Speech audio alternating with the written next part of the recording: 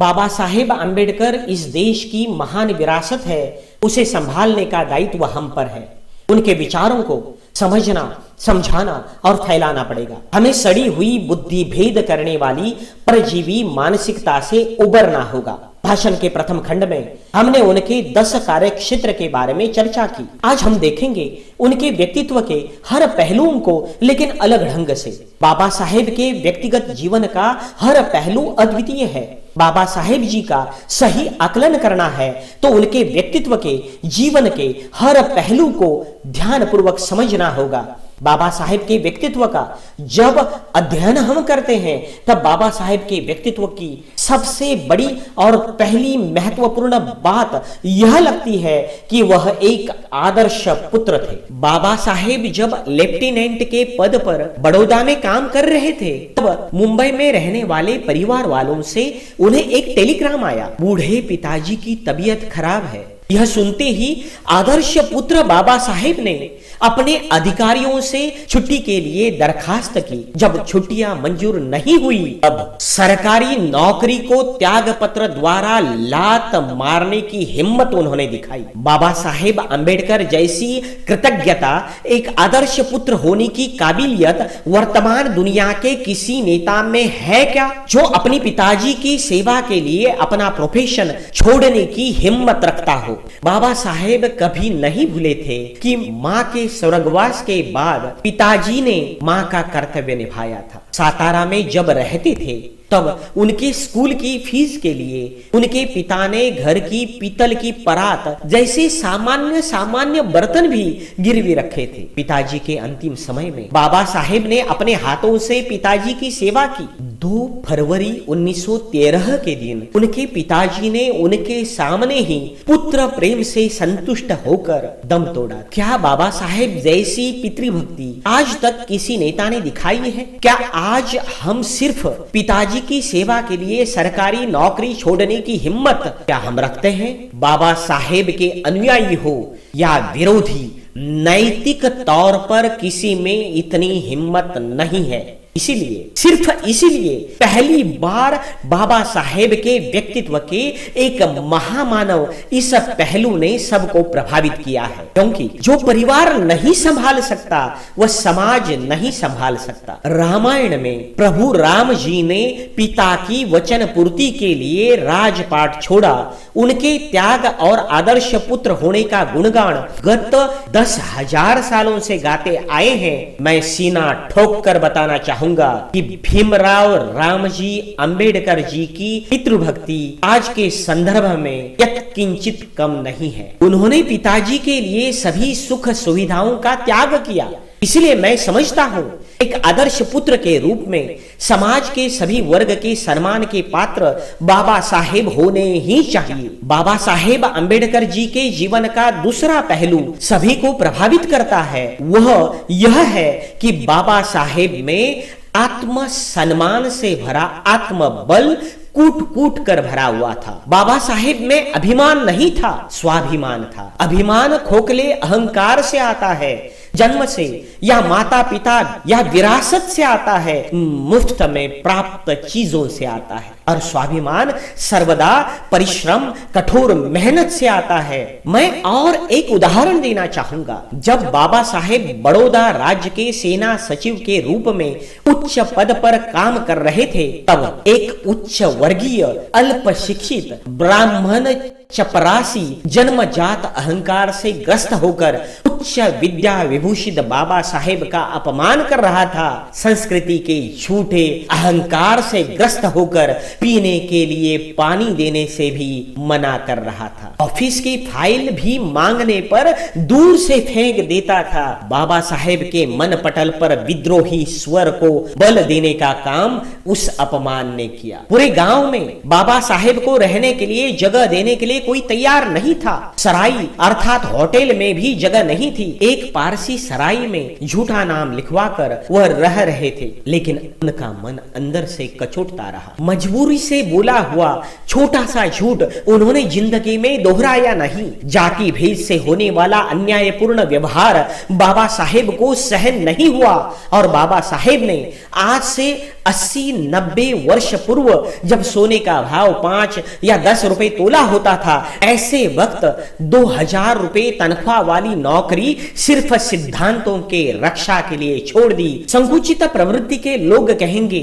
उनकी यह कमजोरी थी, भगोड़ापन था। उन्हें मैं कहना चाहूंगा, बाबा साहेब ने ऐसे वक्त पर नौकरी पर लात मारी जब बड़ौदा राज्य का वित्त मंत्री बनाने की योजना चल रही थी। आजकल किसी भी पार्टी के बड़े बड़े बुजुर्ग नेता या अधिकारी जब फायदे के लिए लाचारी की सारी हदें पार करते हुए बड़े नेताओं के, मंत्रियों के जूते भी उठाते हुए दिखते हैं, नौकरी संभालने के लिए सरकारी नौकरदार किसी भी हद तक लाचारी करने के लिए तैयार रहते हैं। सरकारी ओहदा और तनख्वाह बचाने के लिए समझौते करते रहते हैं। इस परिप्रेक्ष्य में बाबा साहेब अंबेडकर जी का चरित्र और निखर कर प्रस्तुत होता है। और जो लोग आरोप लगाएंगे कि उस वक्त वह जवान थे, जवानी का जोश था, उन्हें बड़े गर्व भरे अभिमान के साथ कहना चाहूंगा, उस घटना के 33 वर्ष के उपरांत भी जब वह भारत सरकार के मंत्रिमंडल के सदस्य थे,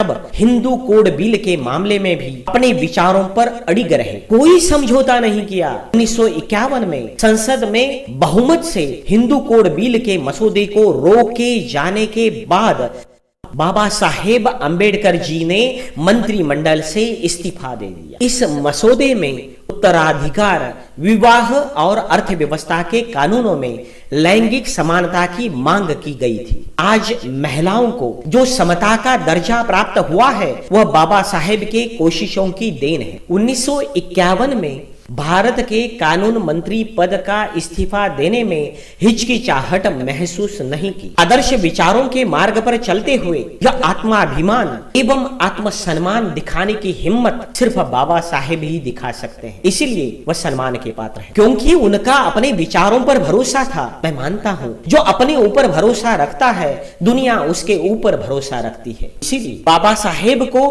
क्रांति सूर्य माना जाता है, क्योंकि वह स्वयं प्रकाशित थे। कोई भी उनकी जगह नहीं ले सकता। उनके व्यक्तित्व का समग्र अध्ययन किया तो तीसरा पहलू प्रकाशमान होता है कि वह संतुलित चरित्र के थे, जिन्हें हम बैलेंस्ड पर्सन कह सकते हैं। ईस्वी सन 1913, 1917 और 1951 में इन क्रमशः तीनों बार उन्होंने अपने पद से इस्तीफा दिया। पहली बार पिताजी की सेवा के लिए, दूसरी बार जातिवादी अन्याय के विरोध में और तीसरी बार हिंदू कोड बिल का विरोध करने वालों के महिलाओं को गुलामी में रखने की प्रवृत्ति के विरोध में था। पहला निर्णय व्यक्तिगत था, दूसरा निर्णय सामाजिक संदर्भ का था और तीसरा निर्णय महिलाओं को कानूनी हक दिलवाने की लड़ाई का था। तीनों बार पद के इस्तीफा का निर्णय अलग अलग परिप्रेक्ष्य का था। जीवन के तीनों पड़ावों में वह कभी भी कंफ्यूज या भ्रमित नहीं दिखते। तब उनकी उम्र लगभग 22 साल, 26 साल और 61 वर्ष की थी। उस जमाने के आजादी पूर्व भारत के बहुत सारे बड़े बड़े नेताओं ने अपने जीवन में कबूल किया है कि उन्होंने जीवन में जवानी में गलतियां की और बढ़ती उम्र के साथ सीखे। इस परिप्रेक्ष्य में दिखाई देता है कि बाबा साहेब बचपन हो या जवानी, स्वाभिमान, त्याग, कार्यनिष्ठा उससे वैसे ही भरे हुए थे जैसे वह प्रौढ़ावस्था में थे। उनके विचारों में न फर्क आया न उनके कार्यों में। उन्होंने अपने मूल्यों से, अपने विचारों से कभी समझौता नहीं किया। इसीलिए बाबा साहेब के व्यक्तित्व के इस संतुलित एवं दृढ़ अटल चरित्र वाले सारे पहलू हमें प्रभावित करते हैं, जो समकालीन यशस्वी नेताओं में कम मात्रा में दिखते हैं। बाबा साहेब अंबेडकर जी के जीवन का चौथा गुण प्रभावित करता है कि वह सत्यनिष्ठ थे। सच उनके आत्मबल का बलस्तान था। उन्होंने जो भी आंदोलन किए उन सब में सच का अधिष्ठान था। महात्मा गांधी जी ने भी प्रबल मत मतभेद के बावजूद भी उनकी सत्य निष्ठा को सराहा था। यह हम भूल नहीं सकते। प्रबल विरोधियों को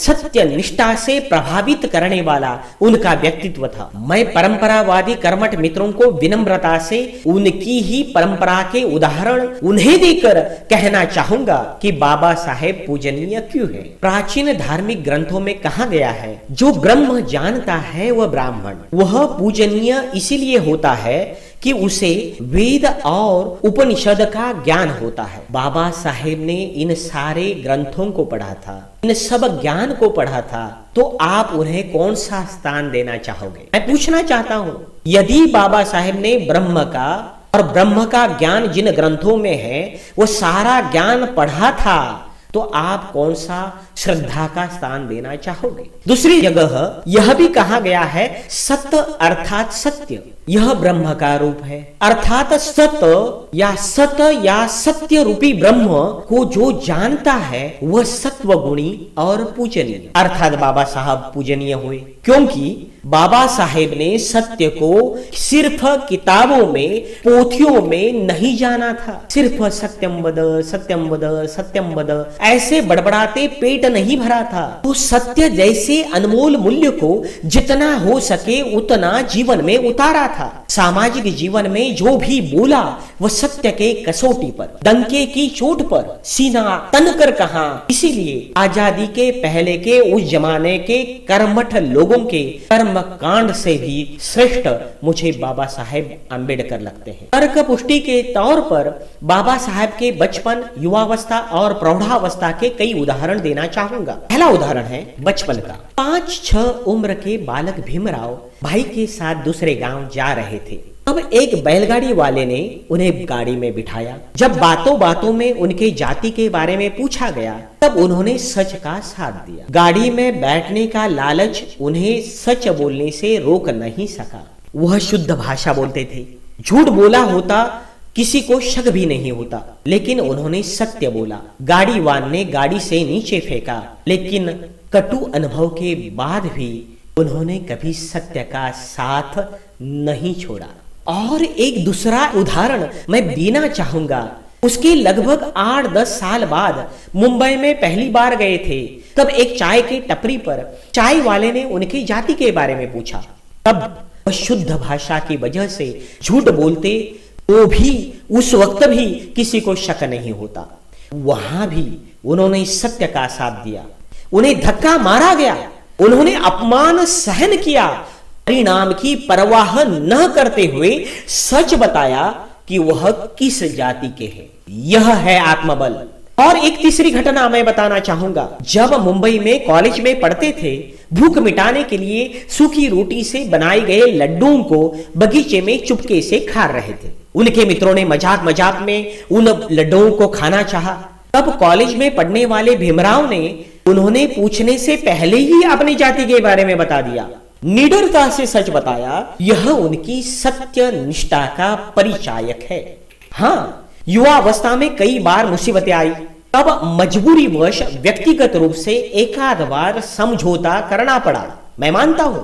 परंतु सामाजिक जीवन में उन्होंने सत्य का साथ कभी नहीं छोड़ा। गोलमेज परिषद में भी प्रबल प्रतिरोध और दबाव के बावजूद वे सच बोलने से कतराए नहीं। दलित समाज पर होने वाले अत्याचारों का सच दुनिया के सामने लाने से उन्हें कोई रोक नहीं सका। हिंदू कोड बिल के रूप में उन्होंने समाज के लिंग भेद आधारित शोषण का विरोध करते हुए अखंड नारी समाज को आर्थिक हक दिलाने की कोशिश की। आजाद देश के आजाद पार्लियामेंट में जब नारी आजादी और नारियों के हक की बात आई, देश को आजादी दिलवाने वाले बाहुबली नेता बहुमत के साथ विरोध के लिए एक साथ खड़े हुए। तब केंद्रीय कानून मंत्री के बड़े पद को लात मारते हुए बाबा साहेब ने सत्य का साथ दिया। नारी आजादी की बात करने वाली कितनी नारियों को यह बात मालूम है? नारी आजादी की बात करने वाली कितनी उच्च भ्रू उच्च वर्गीय नारियों को यह बात मालूम है? उनमें से कितनी नारियां बाबा साहेब को अपना उद्धारकर्ता मानती है?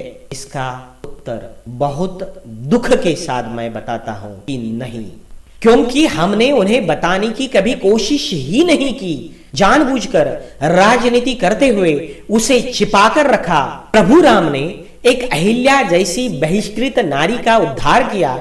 ऐसे उदात्त गुणों के कारण हम उन्हें भगवान मानते हैं। अरे बाबा साहेब को कम से कम दिल से महापुरुष तो मानो, मन से तो अपनाओ, लेकिन मत कहो कि बाबा साहेब सिर्फ और सिर्फ दलितों के नेता थे। वह तो समग्र दुनिया के समस्त शोषितों के नेता थे। कई लोगों को बाबा साहेब कठोर लगते हैं, कईयों को उग्र लगते हैं या कईयों को आक्रामक लगते हैं, तो कई लोगों को मनुस्मृति का दहन करने वाले हिंदुओं के प्रखर विरोधी लगते हैं। लेकिन वह ऐसे क्यों हैं, यह सोचा किसी ने? लेकिन सवाल तो बनता है, उन्हें ऐसे बनने के लिए किसने मजबूर किया?